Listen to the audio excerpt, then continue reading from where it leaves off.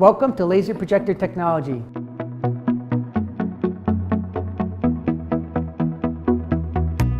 In this section, we will talk about the terminology, or what some people would consider the nomenclature. So light source nomenclature, solid state light source, a light producing system that is not a lamp-based technology. So typically we've used lamp-based technology forever to project images, and now we're changing into a different technology, which is solid state. So solid state, or in most part, laser will take over. So a hybrid is a solid state source that combines different elements. What those elements mean, and I'll talk about them more, is laser, a phosphor system, as well as potentially LED. That will be a hybrid system. There's the laser, LED, and phosphor, and then the laser phosphor. And then there's LED, so there's just pure LED sources, so red, green, and blue LEDs. There's RGB laser, so that's red, green, and blue laser systems that are only the pure laser, not a secondary system creating other colors. It's what we consider the only true pure laser system. We bring that up because some manufacturers will state that they're a laser system or a pure laser system, when in reality they're not, they're laser phosphor.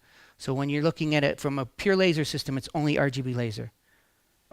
In this section, we will talk about the different types of SSL: LED, laser phosphor; hybrid, laser phosphor and LED, as well as RGB laser, which is considered pure laser. So when we're looking at an LED system, it's very basic. It's red, green, and blue LEDs are the driving source. So as you can see from the picture on the right-hand side there, the red LED, green LED, and blue LED inject their colors into the prism itself, down the light tunnel, and then to the DMD. So you're almost always going to see that with a DMD system, not necessarily with an LCD panel. So typically will be an LED system with the DMD, so a single chip DMD. When we're looking at an LED system, normally they're producing about 1,000 lumens maximum. There are a couple of manufacturers now that are introducing systems that are about 3,000, 3,500 lumens. The difference being from a 1,000 lumen product, which is 3.5 pounds, we're moving into that 11, 12 pound category. So it's quite a bit of a trade-off to get that 3,000 lumens. Now, a typical 3,000 lumen projector now is going to be somewhere in that range of 5.5 pounds. So you can see it's quite a bit larger just for that LED system. The reason is very inefficient. So we as a manufacturer, one manufacturer is NEC, we actually aren't going to go into that realm. We're going to go with the laser phosphor system route when we're looking at higher powered system. But one advantage from the architecture side of it, if you look at the LED system itself, because of the fact that we have the red, green, and blue, and we can switch them fast enough, and I'm not going to read everything on that page, we switch them fast enough, you can see that we can produce red, green, yellow, and blue out of the system. And that's what we're going to produce on the screen.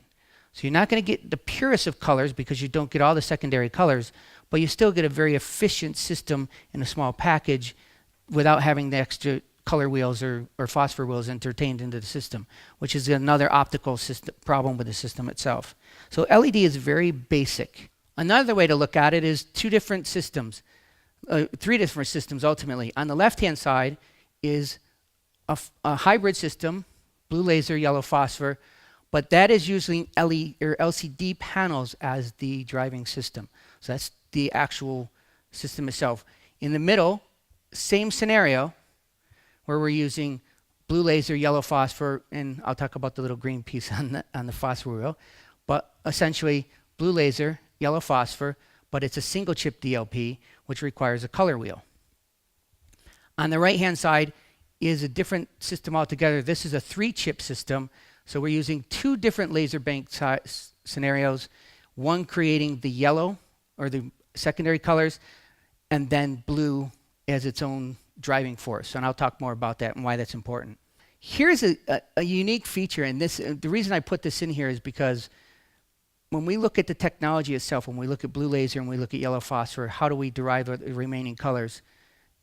For this particular purpose, NEC has what we consider our P502 series, which is the smallest, and I bring it up because it's the smallest laser phosphor system is 5,000 lumens on the market. Everybody else is somewhere in that 34 to 38 pound category. This unit's about 17 pounds. The way we do it is actually we utilize a phosphor system and a phase system within the blue laser to create a much smaller cabinet than everybody else is doing. So typically they're going to use a blue light path that is secondary to the remaining colors, where we're combining them to create a much smaller cabinet. When we normally look at a laser system, in laser phosphor, you're going to have a blue laser system going into a yellow phosphor, but yet the blue channel will squeak off in its own light path. In the 502, we're combining them back and creating one single light path. And so this allows us to create a much smaller cabinet size without reading everything up on the screen. Moving forward, what I was talking about with the single system is if we look at a 602 here, this is just one example. The laser diodes come through the phosphor wheel. The blue goes in its own path, and then the yellow phosphor creates the secondary colors. So that's where you get your yellow, green, and your red. We then inject that through that color wheel. We have yellow phosphor, green phosphor to create the yellow and the green, and then we use a clear segment. That's the blue path. That's how we get the blue image on the screen. And then for us, in the case of switching the system, we look at the yellow phosphor on the left hand, the phosphor wheel on the left-hand side. In the middle is the color wheel, and then the resulting output color sequence itself is a yellow image, red image, green, and blue. So still, we're not going back to a lamp-based system where we have red, green, blue, yellow, cyan, and magenta. We're only using yellow, red, green, and blue when we're using a laser phosphor system itself. When we look at pure laser, has anybody heard of pure laser or seen a pure laser system to date? The majority of those units that are existing are typically in the digital cinema realm. That's where they're becoming predominant, and the reason being is because there's such high power. So most of them on the market right now are 35 to 60,000 lumens of light output. You can achieve that with RGB laser. You can't achieve that yet with any other technology other than lamp. But when you're looking at solid state, the only way to really achieve that kind of brightness is through RGB systems. Now there's two different formats. Here we're designating or showing a system where it's what we call off-board illumination. What that allows us to do is it allows us to place a projector head in the environment itself. So let's say it's a theater. I'll use that as the example.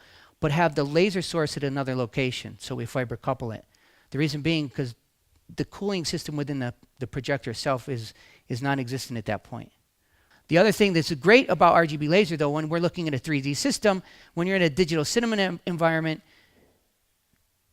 whether you know it or not, if you go to see a 3D movie, you're seeing about a third of the brightness of a 2D system, because the system that they use to create a 3D image knocks the light down.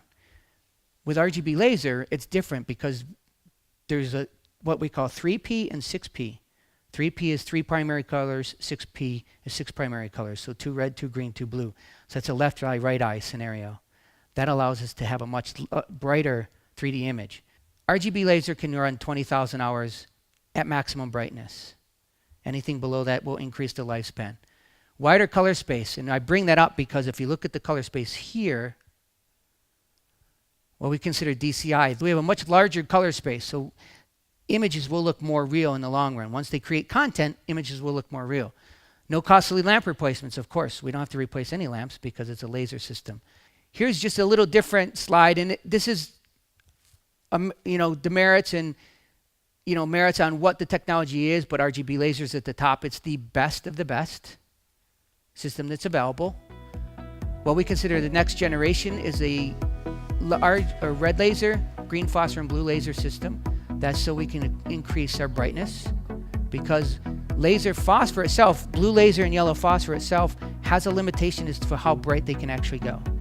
So right now we're at about 12,000 lumens. That's the most that we can get out of the system. So we have to change the architecture and go to a red laser to increase the brightness.